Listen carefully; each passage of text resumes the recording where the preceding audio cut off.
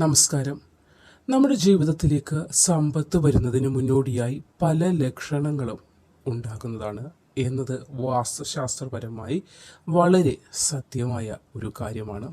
സന്തോഷവും സമൃദ്ധിയും സൂചിപ്പിക്കുന്ന ചില ചിഹ്നങ്ങൾ അല്ലെങ്കിൽ ചില സൂചനകൾ അപ്പോൾ നമ്മുടെ മുന്നിൽ തെളിവാകുന്നതാണ്. ഒരു പശു പുല്ല് തിന്നുന്നത് കാണുകയാണെങ്കിൽ, അതും രാവിലെ പ്രഭാതത്തിൽ നമ്മൾ എഴുന്നേറ്റ് വരുന്ന വേളയിലാണ് കാണുന്നതെങ്കിൽ ഏറ്റവും ശുഭകരമായ ഒരു സൂചനയാണ്. അന്നേ ദിവസം നിങ്ങൾ ഏത് കാര്യത്തിനായി ഇറങ്ങി പുറപ്പെട്ടാലും അത് ഗുണകരമായി മാറും എന്നതിൽ യാതൊരു സംശയവും നിങ്ങൾക്ക് ആവശ്യമില്ല. പ്രത്യേകിച്ച് അതിരാവിലെ കാണുന്നത് കൊണ്ട് തന്നെ ഫലവും ഇരട്ടിയായിരിക്കും. അപ്പോൾ സമ്പത്ത് സമൃദ്ധി, ജീവിതത്തിൽ സമ്പത്ത് സമൃദ്ധി ഐശ്വര്യം ഭാഗ്യം ഇതൊക്കെ വന്നു ചേരുന്നതിന് മുന്നോടിയായി പ്രപഞ്ചം തന്നെ അല്ലെങ്കിൽ ദൈവങ്ങൾ തന്നെ ചില സൂചനകൾ നമ്മൾക്ക് തെളിവാക്കി തരാറുണ്ട് അല്ലെങ്കിൽ ദൃശ്യമാക്കി തരാറുണ്ട്. അതിൻ്റെ ഫലമായി നമ്മൾക്ക് തന്നെ മനസ്സിലാക്കാൻ നമ്മുടെ ജീവിതത്തിൽ അടുത്തത് എന്തെങ്കിലും ഒരു ഭാഗ്യം ഉടൻ തന്നെ വന്നു ചേരും, അല്ലെങ്കിൽ നമ്മുടെ ജീവിതം ഒന്നുകൂടി മുന്നോട്ട് ഗതി പ്രാപിക്കാൻ അല്ലെങ്കിൽ നല്ലൊരു ഭാഗ്യത്തിലേക്ക് എത്താൻ പോകുന്നു എന്നതിൻ്റെ സൂചന. അങ്ങനെ കുറച്ച് കാര്യങ്ങൾ ഉണ്ട്. അത് ഏതൊക്കെയാണെന്നതിനെ കുറിച്ചൊന്ന് പറഞ്ഞു തരാം. ചാനൽ ആദ്യമായി കാണുന്നവർ ഒന്ന് സബ്സ്ക്രൈബ് ഒക്കെ ചെയ്യാനും ലൈക്ക് ചെയ്യാനും നിങ്ങളുടെ കൂട്ടുകാർക്കൊക്കെ ഇത് ഷെയർ ചെയ്ത് കൊടുക്കാനും മറക്കണ്ട.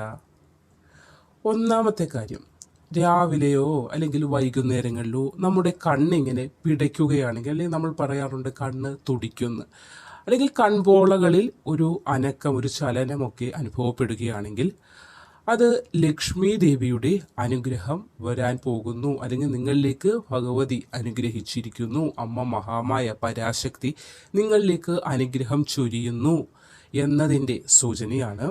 സമ്പൽ സമൃദ്ധിയുടെയും ഐശ്വര്യത്തിൻ്റെയും ദേവിയാണല്ലോ സാക്ഷാൽ മഹാലക്ഷ്മി. അപ്പോൾ ലക്ഷ്മി ദേവിയുടെ അനുഗ്രഹം നമ്മുടെ ജീവിതത്തിൽ ഉണ്ടാകുമ്പോൾ എല്ലാവിധ സമൃദ്ധിയും ഐശ്വര്യത്തോടു കൂടിയ ഒരു വ്യക്തിക്ക് മുന്നോട്ട് പോകുവാനായി സാധിക്കും. അതുകൊണ്ട് രാവിലെയോ വൈകുന്നേരങ്ങളിലോ നിങ്ങളുടെ കണ്ണ് പിടയ്ക്കുകയാണെങ്കിൽ അല്ലെങ്കിൽ തുടിക്കുകയാണെങ്കിൽ, കൺപോളകളിൽ ഒരു അനക്കം തോന്നുകയാണെങ്കിൽ നിങ്ങൾ വിഷമിക്കേണ്ടതിൻ്റെ യാതൊരു ആവശ്യകതയുമില്ല. അത് ലക്ഷ്മി ദേവിയുടെ സമ്പത്തിൻ്റെയും സമൃദ്ധിയുടെയും ഐശ്വര്യത്തിൻ്റെയും ദേവതയായ ലക്ഷ്മി ദേവി നിങ്ങളിൽ അനുഗ്രഹം ചൊരിയുന്നു. അതിൻ്റെ ഫലമായി നിങ്ങൾക്ക് മാറ്റങ്ങൾ വരാൻ പോകുന്നു എന്നതിൻ്റെ സൂചനയാണ്.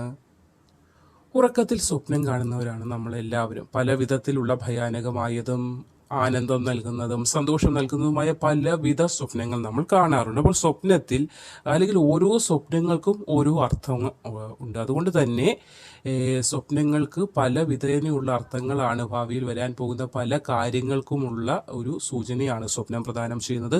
ഇവിടെ ഇപ്പോൾ താമര സ്വപ്നം കാണുന്നത്, അതായത് നിങ്ങൾ ഉറക്കത്തിൽ താമരയാണ് സ്വപ്നം കണ്ടതെങ്കിൽ, ഹിന്ദു പുരാണങ്ങളിലൊക്കെ ലക്ഷ്മി ദേവിയെ കുറിച്ച് താമരയിലാണ് വസിക്കുന്നത് അല്ലെങ്കിൽ താമരയിലാണ് ലക്ഷ്മി ദേവി ഇരിക്കുന്നത് എന്നതാണ് പറയാറുള്ളത്. നമ്മൾ ചിത്രങ്ങളിലൊക്കെയും കണ്ട് ലക്ഷ്മി ദേവി താമരയിൽ വസിക്കുന്നതിനാൽ തന്നെ താമരയെ നമ്മൾ അത്രത്തോളം ശുഭകരമായൊരു ചെടിയായി അല്ലെങ്കിൽ പൂവായിട്ട് തന്നെയാണ് കണക്കാക്കി പോകുന്നത്. താമരപ്പൂവിന് അത്രത്തോളം പ്രാധാന്യമുണ്ട്. ലക്ഷ്മി ദേവി വസിക്കുന്ന ലക്ഷ്മി ദേവിയുടെ ഇരിപ്പിടമാണ് താമര.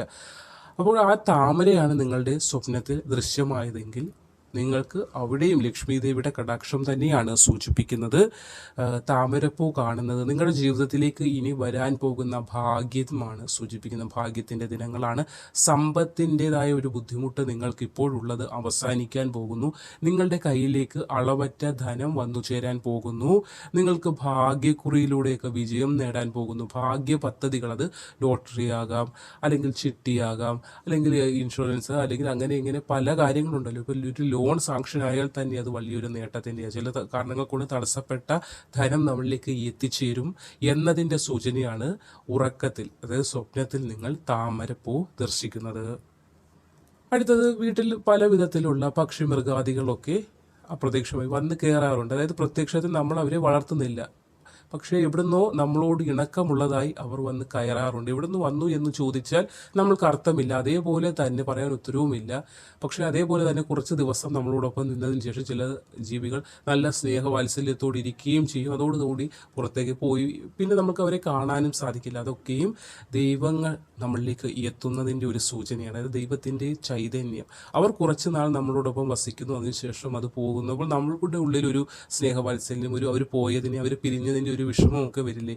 അപ്പോൾ നമ്മൾ എത്രത്തോളം ഭക്തി ഉള്ളവരാണ് എന്നത് നോക്കിയിട്ട് ദൈവങ്ങൾ തന്നെയായിരിക്കും ചിലപ്പോൾ നമ്മളിലേക്ക് ഇങ്ങനെ ഓരോ ജീവികളുടെ രൂപമെടുത്ത് വരുന്നത്. അപ്പോൾ ഇവിടെ നിങ്ങളിലേക്ക് ഒരു തത്തയാണ് നിങ്ങളുടെ വീട്ടിൽ, അപ്പോൾ ഒരു പെട്ടെന്നൊരു ദിനം, ഒരു സുദിനത്തിൽ രാവിലെ നോക്കും, ഒരു തത്ത വന്ന് വീട്ടിലേക്ക് പ്രവേശിക്കുന്നു, നിങ്ങളോടൊപ്പം കൂടെ നിൽക്കുന്നു, ഭയമൊന്നുമില്ലാതെ നിൽക്കുന്നത് നിങ്ങൾക്കൊരു അത്ഭുതമായി തോന്നുന്നുണ്ട്.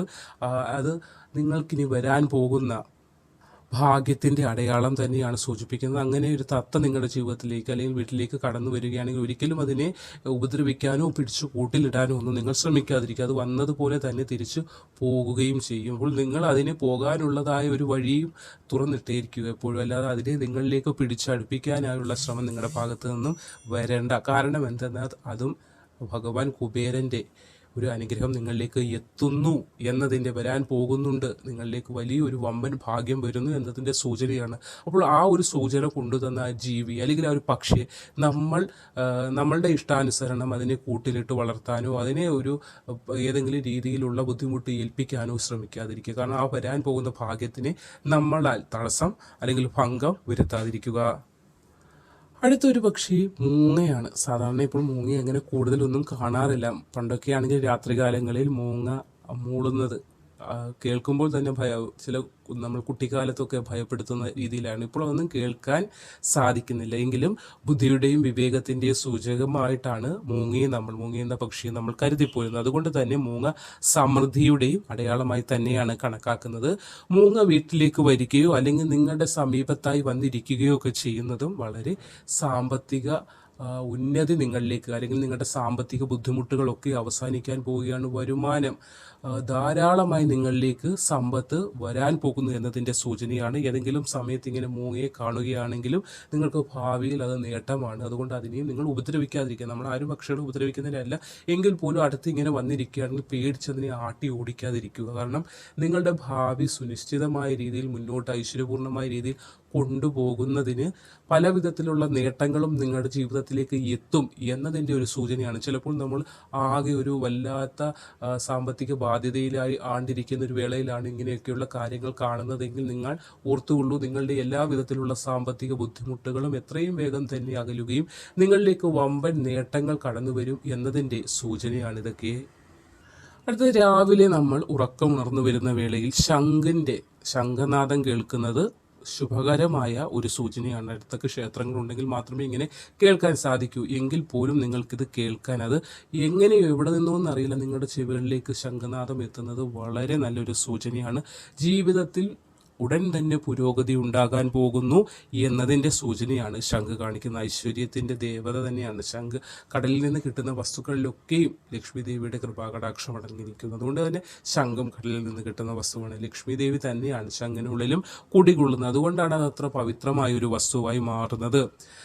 അപ്പോൾ ഈ ശംഖനാദം രാവിലെ കേൾക്കാൻ സാധിക്കുന്നതും നിങ്ങളിലേക്ക് വരാൻ പോകുന്ന ഭാഗ്യത്തിൻ്റെ ഒരു സൂചന തന്നെയാണ്. അത് ദിവസവും കേൾക്കാൻ സാധിക്കുന്നതും വളരെയേറെ ശ്രേഷ്ഠമാണ്. പക്ഷേ അപ്രത്യക്ഷമായി ഉണ്ടാകുന്ന ഈ കാര്യങ്ങൾ നിങ്ങളിലേക്ക് വരാൻ പോകുന്ന ഭാഗ്യത്തിനെയാണ് സൂചിപ്പിക്കുന്നത്.